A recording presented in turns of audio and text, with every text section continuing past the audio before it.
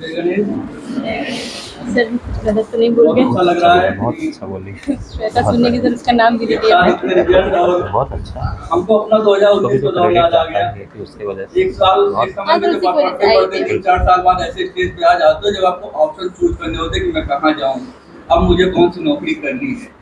3-4 नौकरी आपके हाथ में होती है, 2-4 रिजल्ट पेंडिंग होते हैं, तो इसके लिए मेहनत करना पड़ता है। आज ये दिख रहा, सफलता दिख रही है कि हाँ नौकरी मिल रही, कल से एटीएम मिल जाएगा, अगले महीने सैलरी आने लगेगी।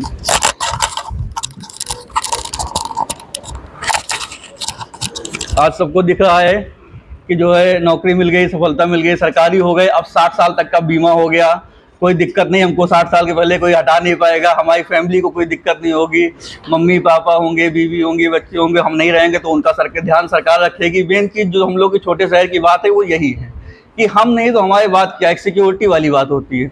नहीं तो बहुत से लोग हैं जो इससे अच्छा पैसा कमा रहे हैं सरकारी नौकरी प्राइवेट सेक्टर में, लेकिन स्टेबल नहीं है। आज 2.5 लाख पा रहे हैं, कल 0 पे आ गए, ऐसी चीज़ें होती हैं। तो हम भी थे, हमने भी आप समझ लीजिए जीवन में हर काम किया है। हाई स्कूल में जब हम मैथ में फेल हो गए, हमको हमारे घरवालों ने कह दिया अब तुम नहीं पढ़ पाओगे बेटा, जाओ गैराज में गाड़ी साफ करो। मैंने यहीं के बजाज शोरूम में 1 महीने गाड़ियाँ धुली हैं। उसके बाद सप्लीमेंट्री का एग्जाम दिया जुलाई में, मैथ पास किए, फिर आगे इंटर फर्स्ट ईयर में मैथ छोड़ के बायो ले लिए। डर गए कि नहीं मैथ बहुत कठिन है, वहाँ 6 किताबें होंगी फर्स्ट ईयर में, तो 1 नहीं पढ़ पाए तो 6 क्या पढ़ेंगे। बायो ले लिए, किसी तरह इंटर विग्रेस लग के पास हो गया, उसके बाद बीए कर लिए, पढ़ाई से मतलब खत्म। हम चले गए प्राइवेट सेक्टर में, कॉल सेंटर जॉब किया, बीपीओ किया, फिर वहाँ पे बिजनेस सीखा, फ्रेंचाइजी ली, अपना बिजनेस चलाया, लखनऊ में हजरतगंज में ऑफिस खोला, फिर वहाँ से उसकी फ्रेंचाइजी लेके हम रायवेली आए, रायवेली में भी अच्छे लेवल पे बिजनेस सेटअप किया, 2 साल अच्छा किया। फिर उसके बाद क्या हुआ, अचानक मम्मी की घर पे तबीयत खराब हो गई, मम्मी भी डिपार्टमेंट में थी सरकारी में, तो ऑपरेशन वगैरह हुआ, तब लगा कि अब हम बिजनेस नहीं संभाल पा रहे, तो हमारे लड़के हमारे स्टाफ हमको बेवकूफ़ बना रहे हैं, चोरी कर रहे हैं, क्रॉस कटिंग कर रहे हैं, तो मतलब हम स्टेबल नहीं हैं। कल तक हम 1 लाख रुपए महीने कमा रहे थे 2010 में, आज हमारे पास इतना पैसा नहीं आ रहा कि हम अपने स्टाफ को सैलरी दे पाए। तो लगा कि ये 20 साल बाद हम क्या कर पाएंगे। बीच में कभी दिक्कत है, अभी तो हमारी शादी भी नहीं हुई, अभी तो फैमिली भी नहीं बनी, हम किसके लिए कमाए। तो लगा नहीं अब सरकारी नौकरी चाहिए। देखा अपने शहर में उस समय 2009-10 में सब लोग बीएड कर रहे थे, मामा के लड़के, दीदी लोग, सब लोग बीएड करना है, टीचिंग आने वाली है, ये सब दौर चल रहा था। तो हमने कहा नहीं सरकारी नौकरी, तो सोचा कि अगर मम्मी गवर्नमेंट जॉब में ना होती तो ये कैसे हो पाता। भाई पापा थे, पापा खत्म हुए तो उनकी जॉब मम्मी को मिल गई, तो अगर मम्मी जॉब में ना होती तो आज तो हम लोग सर्वाइव ना कर पाते। तो लगा नहीं सेफ्टी तो गवर्नमेंट जॉब में ही है। धीरे धीरे पढ़ाई शुरू कर दी, पढ़ते गए। पढ़ने का सही तरीका क्या होता है कि आप जो पढ़ो, अपने से छोटों को या अपने के साथ किसी को पढ़ाओ तो जल्दी समझ में आता है। हम दिशा कोचिंग में पढ़ते थे, वहाँ पे पढ़ते थे, फिर उसके बाद क्लास खत्म हो जाती थी और कमरा बन गया कि हम 4-5 लड़के आपस में, हमको मैथ अच्छा समझ में आता था। मैथ ही देखिए, हाई स्कूल में मैथ में फेल हुए, लेकिन कंपटीशन में मैथ समझ में आने लगी, तो ये लगा कि टीचर का पढ़ाने का तरीका गलत होता था। एकेडमिक में क्या है, अब बस पढ़े, पेपर हो जाए, निकलो अपने नानी के यहाँ घूमने जाना है, वहाँ तो एक ही लक्ष्य होता था। अब यहाँ नौकरी करनी है तो देखा कि IBPS में मैथ आ रही, SSC में मैथ आ रही, रेलवे में, तो बिना मैथ के तो काम नहीं चलेगा। सबसे पहला पेपर SSC 10+2 का दिया, समझ में आ गया कि नहीं हो जाएगा, रीजनिंग मैथ कवर कर लेंगे। तो वहाँ से अपना हम दोस्तों को, जिसको हम मैथ समझ में आती थी मैथ पढ़ाता था, जिसको इंग्लिश समझ में आती थी इंग्लिश। SSC में 2 ही चीज़ का जो होता था, मैथ और इंग्लिश। वहाँ से जो इसका ये समझ में आता था वो बैंक, रेलवे बैंक की SSC की नौकरी निकाल लेता था उस समय। 3-4 साल पढ़ते पढ़ते जब सर ने देखा कि ये लोग आपस में पढ़ा रहे हैं, तो बोले कि ये क्लास पढ़ा दो। हमने कहा कोई दिक्कत नहीं सर, पढ़ा देंगे। ऐसा कोई अनुभव नहीं था, लेकिन थोड़ा बहुत सपोर्ट किया, पढ़ाना शुरू कर दिया। 4 साल बाद मतलब आपका रिजल्ट आना चाहिए। आप जब पढ़ाई कर रहे हो, अभी तो पेपर कम होते हैं, 6 महीने हो जाएगा और एक पेपर ही ना मिले। उस समय आपको हर 2 महीने में एक एग्जाम मिलता था, SSC, MTS, 10+2, IBPS, CGL level, उसके बाद स्टेट लेवल के आ जाते थे। तो पेपर देने जाते थे, फ्री हो गया, अच्छी बात है, समझ में आ गया कि हाँ अब हम सही डायरेक्शन में हैं। मेंस ना हो, आपकी टाइपिंग ना हो, कुछ पोस्टों पे आप फिजिकल ना निकाल पाओ, कुछ वो सब अलग की बात है। लेकिन अगर आपका प्री भी नहीं हो रहा तो आप अपने साथ चीटिंग कर रहे हो, फिर आप सही दिशा में नहीं हो। एटलीस्ट प्री निकलना चाहिए। और यहाँ हर हफ्ते प्री होता है, हर हफ्ते आपको साल में 52 प्री मिल रहे हैं। अगर इसमें आपका नंबर नहीं बढ़ रहा है तो फिर मतलब आप चीटिंग कर रहे हो, फिर इस हफ्ते पढ़ाई नहीं हुई, फिर कहीं गलती किया है। तो यहाँ पे आपको अपने आप को चेक करने के 52 मौके हैं। हर हफ्ते चेक करिए, हर साल हर टेस्ट में स्कोर बढ़ाइए। इस तरह करते करते 2017-18 जो एक लक्ष्य था हमारा कि नहीं हमको दरोगा बनना है, पापा पुलिस में थे, दिमाग में वही था कि नहीं चाहिए तो वर्दी ही चाहिए, तो डबल स्टार ही। जब दरोगा का वो आया तो उसमें कुछ लगा दिया कि हर सेक्शन में 50% क्वालिफाइंग होना चाहिए। अब मैथ रीजनिंग में तो हमारा 90% 98% आ गया, हिंदी भी कवर हो गई, पढ़ लिया था, लेकिन जीएस में हम एक क्वेश्चन से पीछे हट गए। एक क्वेश्चन हमारा 20 सही होने चाहिए थे, 19 से सही हो गई, नॉर्मलाइजेशन हुआ, प्रॉफिट नहीं मिला, हम बाहर हो गए। उसके पहले भी एक बार सर के पास आ चुके थे, क्योंकि सर से रिलेशन भी है हमारा थोड़ा, सर हमारे जीजा के जीजा लगते हैं।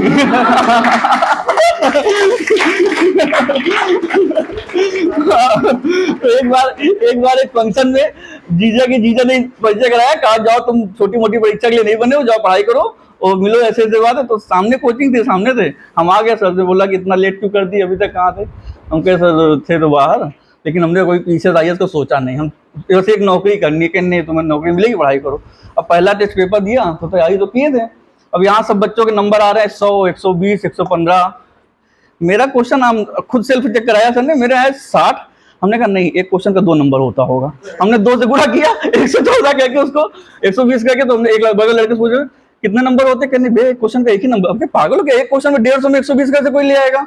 कि नहीं यहाँ लाते हैं, पूरा जीएस और हिंदी में लाते हैं, इसी दुनिया के लड़के हैं। कि हाँ इसी दुनिया के लड़के। तो हमने उसको काटा, कॉपी चुपचाप बंद की, घर गए, सोचे कि हम कहाँ जी रहे हैं, क्या कर रहे हैं। अब मान लो मैं तो उधर दरोगा में नहीं, उसमें एसआई में नहीं हुआ। फिर सर से पूछे कि सर क्या हम जीएस से रुक गए, तो फिर बेटा जीएस पढ़ो। उसी समय दूसरा जो यूपी ने अपनी स्ट्रेटजी चेंज कर दी थी, मैथ को लगभग अपने सारे पेपरों से बाहर कर दिया। उस समय मंडी परिषद का पेपर हुआ, युवा कल्याण अधिकारी का पेपर हुआ, ग्राम विकास अधिकारी का पेपर हुआ, उनमें सब में मैथ का कोई बहुत रोल नहीं था। उस समय हमारे तीनों पेपर क्वालिफाई हुए थे, और केवल जीएस की बदौलत। जीएस पढ़ते पढ़ते यहाँ पे किसी कारण से कभी क्लास नहीं भी आ पाए तो टेस्ट पेपर जरूर दिया है। टेस्ट पेपर आप क्लास मिस कर दो एक बार, मान सकते हैं घर में कोई बीमार पड़ जाए, कोई समस्या आ जाए, कहीं जाना पड़ जाए, लेकिन टेस्ट पेपर जरूर दीजिए। और टेस्ट पेपर ऐसे दीजिए कि अगर एक हफ्ते बाद यही टेस्ट पेपर आपको मिल जाए तो 100 आउट ऑफ 100% होना चाहिए। एक एक क्वेश्चन याद हो जाए, एक उसकी लाइन याद हो जाए कि 4 आर्टिकल लिखे हैं तो एक तो आंसर सही है, लेकिन बाकी 3 किस चीज के हैं, ये भी हमें समझना पड़ेगा। तो इस तरह से जब करेंगे तो वही वीडियो का रिजल्ट हमारा 100% फाइनल हुआ और अच्छे नंबर के साथ हुआ। कटाव गई थी, कटाव से 4-5 नंबर हम ऊपर थे, लेकिन अब किस्मत खराब थी। उस समय सरकार का क्या था कि अभी तो लेखपाल की ज्वाइनिंग करा दिया, क्योंकि कारण क्या है, इनकी सीटें कम हो गई, औकात में आ गए, तो इनको पहली हियरिंग में इन्होंने जल्दी से लेखपाल फाइनल कर दिया। 2019 में क्या था, ये एकदम अपने हाई लेवल पे थे, बच्चों की सुन नहीं रहे थे। हम लोग धरना प्रदर्शन करके इको गार्डन में परेशान हो गए, कोर्ट केस, हाई कोर्ट, मुकदमा, हर बार लोग बस में भर के कहाँ फेंकाते थे कि चलो हटो यहाँ से, कुछ नहीं सुनेंगे। अच्छा, संख्या बल भी कम था, क्योंकि 1900 लड़के थे, 1900 में 1000 बुलाए जाते थे, 300-400 पहुंचते थे, तो कोई दबाव बहुत ज्यादा बना नहीं। 2 साल 3 साल केस चला, अंततः केस हार गए, भर्ती कैंसिल हो गई। इधर हमने फिर उधर फॉरेस्ट गार्ड का रिजल्ट उस समय आ चुका था, वीडियो वहां से चला गया, रेलवे हमने ज्वाइन कर लिया था। हमने कहा भाई दाल रोटी तो चलानी है, इतना समय आते आते सोसाइटी भी मेंटेन करनी थी, शादी ब्याह भी हो गया, चीजें आगे बढ़ गई, तो कब तक मम्मी से पैसे मांगे। एक अपनी आर्थिक आज़ादी बहुत जरूरी होती है लड़कों के लिए, तो ठीक ही है भाई, कुछ भी कर लेंगे, मतलब 150 तरीके हैं, जोमेटो स्विगी में काम कर लेंगे, कोई भी जॉब कर लेंगे, बच्चे तो हर तरह से। लड़कियां क्या करेंगी, आप अपने को सोचिए। हम तो सबसे ज्यादा अपने, हमारी भांजियां यहाँ बैठी हुई हैं, हम पकड़ के लाए पढ़ाने के लिए, और भी हमारे जो भी संपर्क में आता है बच्चियां, हम सबसे ये कहते हैं तुम हमको ये बताओ पहले 10 साल बाद क्या करोगी। हमसे किसी ने कहा कि भैया हमको वहाँ पे 12,000 15,000 की जॉब का ऑफर आ रहा, हमने कहा कर लो, लेकिन क्या गारंटी हो तुम्हारा 60 साल तक जिम्मा लेगा। प्राइवेट कंपनी है, बजाज है, कोई है, क्या कल को तुमको हटा दिया तो। और आज के 10 साल बाद तुम अपने आप को कहाँ देख रही हो। शादी हो गई, अपने मोबाइल रिचार्ज कराने के लिए आपको किसी अगले से कहना पड़ेगा कि मेरा रिचार्ज कर दीजिए। अगला अगर नहीं सपोर्टिव है, नहीं दिक्कत है, या वो खुद ही किसी पे डिपेंड है, तो सोचिए आपको कितनी तकलीफ होगी एक एक छोटी छोटी चीजों के लिए। तो आर्थिक आज़ादी बहुत जरूरी है, खासतौर पर बच्चियों के लिए। पढ़िए, उसको ट्यूशन पढ़ाइए, आप अपने गली मोहल्ले रिश्तेदारों के छोटे छोटे बच्चों को पकड़िए, ट्यूशन पढ़ाइए, ट्यूशन के पैसे से फॉर्म डालिए, फीस डालिए, पेपर दीजिए। अगर घर पे दिक्कत है तो हर तरह से यहाँ तो सपोर्ट है। हमने तो यहाँ ऐसी ऐसी कोचिंगें देखी है कि क्लास खत्म होने से पहले दरवाजा बंद हो जाता था, दरवाजा बंद, मैडम आगे पीछे दरवाजा बंद गई, अब क्लास में आएंगे सर, आई कार्ड चेक करेंगे, जिसका फीस नहीं जमा उसको पहले खड़ा करेंगे। अब बताओ फीस क्यों नहीं, यहाँ कभी आई कार्ड ही नहीं चेक हुआ आप लोग का, फीस में भी हर तरह से सर हेल्प करते हैं। तो इससे बढ़िया प्लेटफॉर्म, इससे बढ़िया जगह पढ़ाई के लिए तो नहीं मिल सकती, ये आप समझ लीजिए। हमने बहुत कोचिंग, खुद ही कोचिंग पढ़ाया है, 5 साल कोचिंग चलाया है, अच्छे से चलाया। उसके बाद हम सब कुछ छोड़ के यहाँ आगे बढ़ गए कि नहीं अब जीएस पढ़ना है। ये जो गफलत में जी रहे हैं ना कि झूठे झूठे दरोगा बने, जैसे झूठा दरोगा होता है ऐसे झूठे मास्टर होते हैं कि ठीक है चल रही जिंदगी, तो बच्चों को गुमराह कर रहे हैं। बच्चों अपना भविष्य तो उनका पता ही नहीं कहाँ है। अपना तो मार्कर लिए 2 महीने पढ़ लिए, मार्कर लिए तैयार है नहीं, हम झूठे मास्टर बने। उनको ठीक है, वो उनकी दाल रोटी चल जाएगी, वो एक समय पे अभी कोई वैकेंसी आ जाएगी पुलिस की 40,000, वो 3 महीने में 8-10 लाख रुपए कमा ले जाएंगे, उनका धीरे धीरे चलता रहेगा। बच्चों को तो गुमराह कर रहे हैं, बच्चे तो समझिए अपने आप को। इसलिए हमको जो भी मिलता है भैया ये समझाते हैं, पढ़ो, मेहनत करो। पढ़ने में समझ में कैसे नहीं समझ में आएगा, एक बार नहीं समझ में आएगा, 2 बार नहीं समझ में आएगा। जीएस हमको भी नहीं आती थी, हम भी नहीं समझ में आते तो पहले तो पढ़ना ही छोड़ दिए, फिर वन लाइनर पढ़े कि चलो किसी तरह दरोगा निकल जाए। जब नहीं हुआ तो आज यहाँ आ रहे हैं, नंबर बढ़ ही रहे हैं, धीरे धीरे बढ़ ही रहे हैं, आगे जाके नौकरी मिलेगी। अभी एपीएस क्वालिफाई हुआ, और भी चीजें हुई। रिजल्ट एक हाथ में रहना चाहिए हमेशा। रिजल्ट जो है, आप लोग हर संडे इसको अपना रिजल्ट ही मानिए। यहाँ पे आपके 90 नंबर आ रहे हैं तो समझ लीजिए कि आप यूपी पीसीएस क्वालिफाई कर जाओगे, आरओ क्वालिफाई कर जाओगे। रेगुलरिटी बना के रखिए, सबसे पहले टारगेट करिए कोई भी एक छोटी नौकरी, लेखपाल, पुलिस, वीडियो, कोई भी अपने हाथ में होनी चाहिए। आपका अपना एटीएम, आपकी अपनी तनख्वाह अपने हाथ में आ जाए और फिर तैयारी में लगे रहिए। फिर आरओ, पीसीएस, डीएसपी, एसडीएम बनिए, बहुत समय है, पर्याप्त समय है, बस रेगुलरिटी बना के रखिए और पढ़ते रहिए, ठीक है। बाकी कोई समस्या रहती है, सर हैं हम लोग तो यहाँ तक भी सर से कभी डिस्कस हुआ, सर से बोले बेटा आप ऑनलाइन डालेंगे, ऑनलाइन ऐप बनाया जाए, तो उसमें भी मतलब सोचा कि 150 कोचिंग तो खुल चुकी हैं, बच्चों को सब परेशान कर रहे हैं, डाइवर्ट कर रहे हैं। एक घंटे के वीडियो में केवल 5 क्वेश्चन मिलते हैं। बच्चा लाइव वीडियो लाइब्रेरी में बैठा देख रहा है, पढ़ रहा है, उसमें से पता लगा कितने इंपॉर्टेंट क्वेश्चन मिले, केवल 4 या 5। यहाँ एक घंटे के क्वेश्चन में आपके कम से कम 50 क्वेश्चन तैयार हो जाते हैं।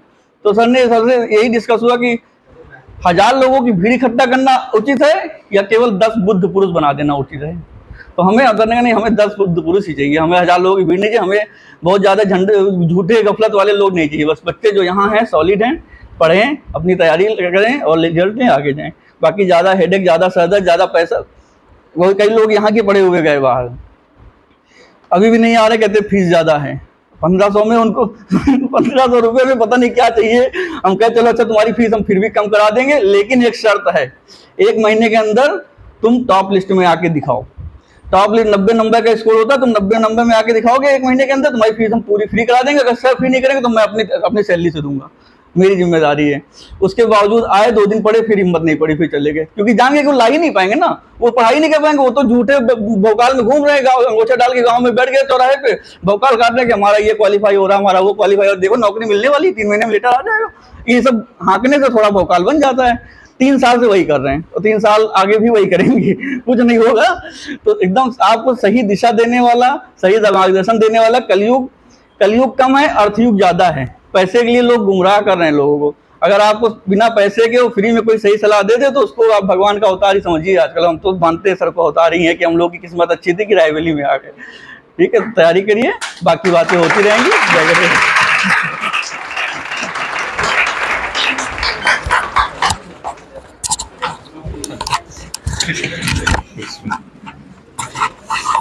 बहुत अच्छी बात निकल